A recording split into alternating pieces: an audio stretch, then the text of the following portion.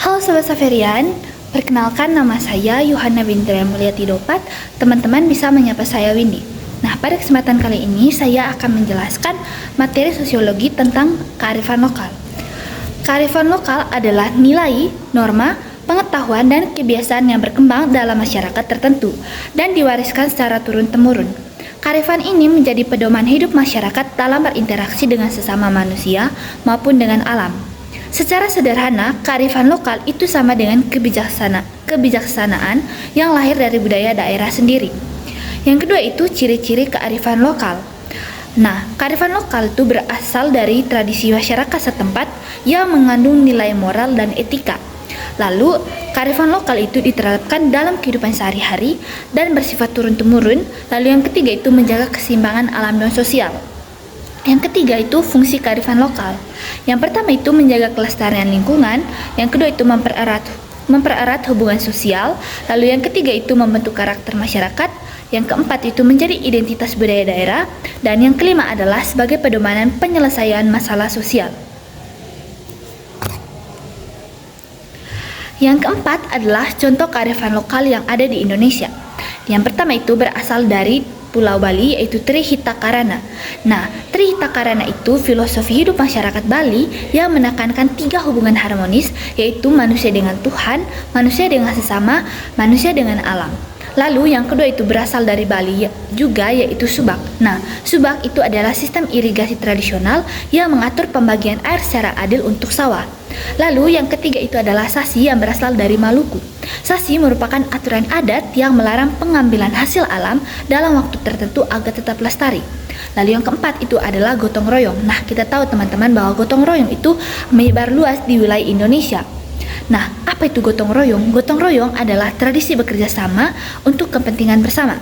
Lalu yang kelima itu adalah tradisi lejong yang kerap sekali dikenal oleh masyarakat Manggarai. Nah, tradisi lejong itu adalah tradisi berkumpul dan mempererat persaudaraan dalam budaya Manggarai. Nah, tradisi lejong ini teman-teman sering kita jumpai di lingkungan pedesaan. Mengapa demikian? Karena kita tahu bahwa di perkotaan itu kerap sekali orang-orang itu mengalami individualitas, sehingga tradisi lejong itu hanya bisa ditemukan di daerah pedesaan, di mana masih budaya yang sangat kuat. Lalu yang kelima itu adalah nilai-nilai dalam kearifan lokal. Yang pertama itu tentu saja tanggung jawab, yang kedua itu kerjasama, yang ketiga itu kepedulian, yang keempat kejujuran, dan yang kelima adalah rasa hormat. Lalu yang keenam adalah tantangan kearifan lokal di era modern. Nah, tentunya itu adalah ada pengaruh globalisasi, lalu perkembangan teknologi, kurangnya minat generasi muda, dan urbanisasi.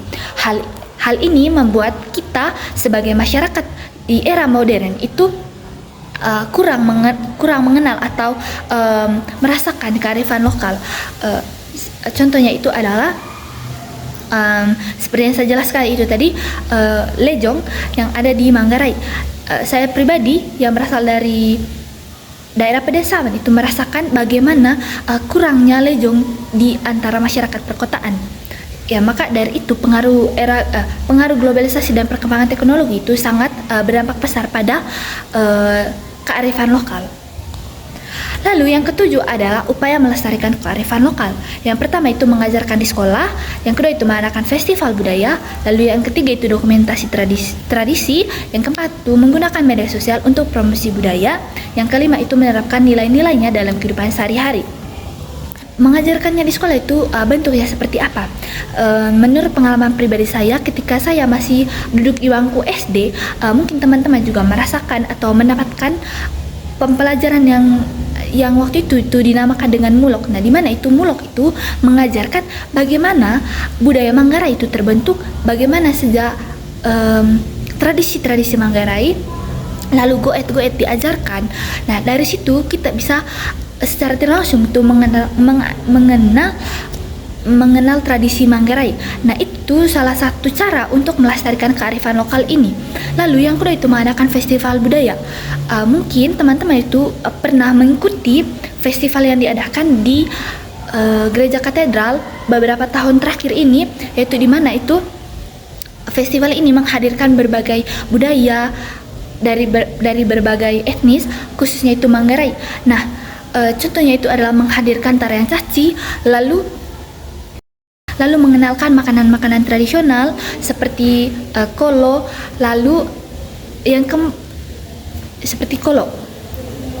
Nah, lalu dokumentasi tradisi.